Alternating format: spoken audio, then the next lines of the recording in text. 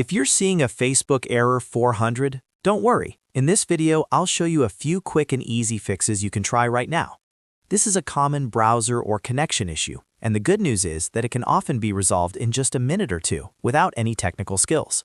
So if this helps, make sure to hit the like button and subscribe for more simple troubleshooting guides. Let's get started. First, refresh the page by pressing F5 on your keyboard. Sometimes a request just doesn't load properly the first time, and a quick refresh is all it takes to clear the error. After that, check your internet connection.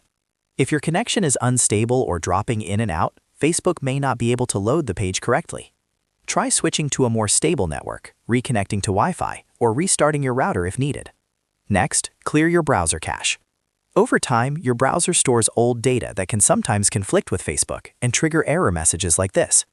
Open your browser settings, find the Privacy or History section, and clear cached files and cookies for better results. If the issue still isn't fixed, try using Incognito mode.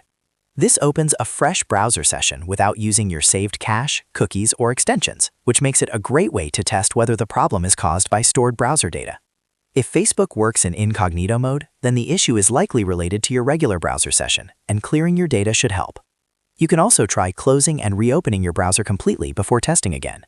In many cases, one of these simple steps will solve the Facebook error 400 quickly.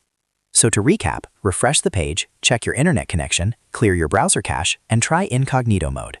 If the video helped, don't forget to like, subscribe, and leave a comment if you want more Facebook fixes and quick tech tutorials. Thanks for watching, and I'll see you in the next one.